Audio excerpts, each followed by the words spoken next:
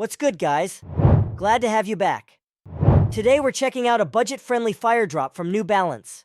Yep, it's the NB327, a super popular sneaker back from 2020.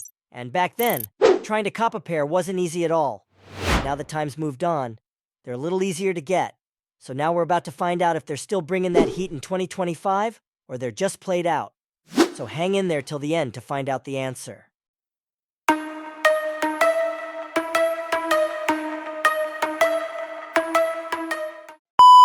Now, to see if the New Balance 327 still stacks up with today's standards, let's break down the essentials. Its design, quality of materials, fit, and comfort, and where it stands with today's pricing. And big thanks to Standout UK for sponsoring this video. Because of them, we're able to bring you this in-depth review. If you're looking for a legit store with fast international shipping and a great selection of authentic footwear brands at solid discounts, definitely check out Standout UK. You won't regret it. All right, now let's start looking at the shoes. The New Balance 327 brings a decades-old style to life, which, by today's standards, seems somewhat simple. But for those who love the retro vibes from classic New Balance runners like the old 320 and 355 models, this sneaker does a great job of living up to the legacy.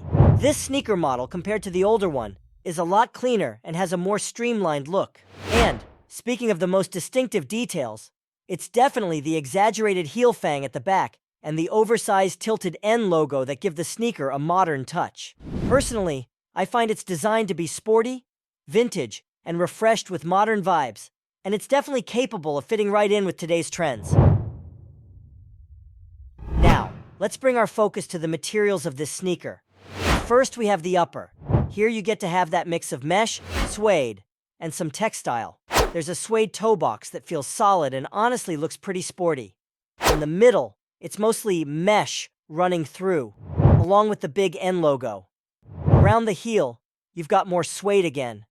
And in here, the lugged outsole even extends up the back with that signature fang design. Now, speaking of the tongue, it's pretty basic, nothing fancy going on there. Just your standard textile material with not much padding, so don't expect a lot of cushioning from it. The laces are also textile, but feel a step above your average pair.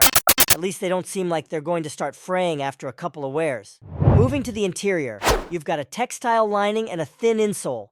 It's removable, so if you want to switch it out for something comfier, go for it. As for the midsole, it's chunky and made of EVA, but it's definitely on the stiff side. Honestly, it's not the best choice for running sessions.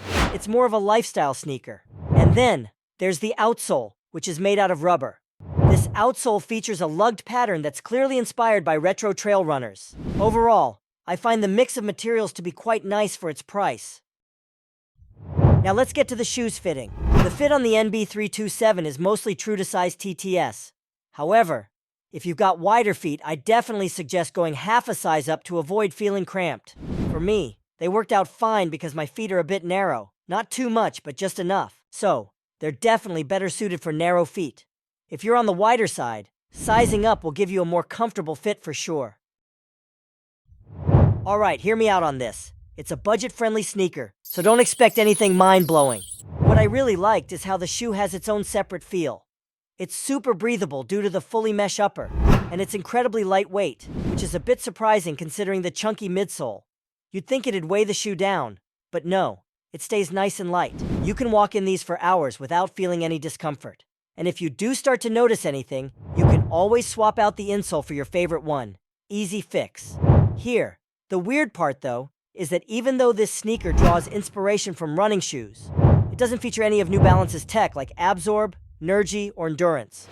The midsole itself is also pretty standard, and I feel like adding at least one of those technologies would have been better. Another thing is the ankle lining. It's on the thinner side, so don't expect a ton of cushioning if you're planning to run in these. It's not built with that kind of comfort in mind. Finally, let's move on to its current price. Actually, it cost around £100, which is roughly around $120. However, Standout Store is offering them for just £85. They're currently under a good deal, so you can grab a pair from there while the discount lasts. I'll leave a link to the shop in the description. Absolutely. The New Balance 327 is still a great sneaker to own. It's got the looks, quality materials, and an appealing price tag. Even after 4 to 5 years, they're still hard to find in retail stores because the hype hasn't died down. Sure, these sneakers might not be loaded with features, but they definitely deliver on style and comfort.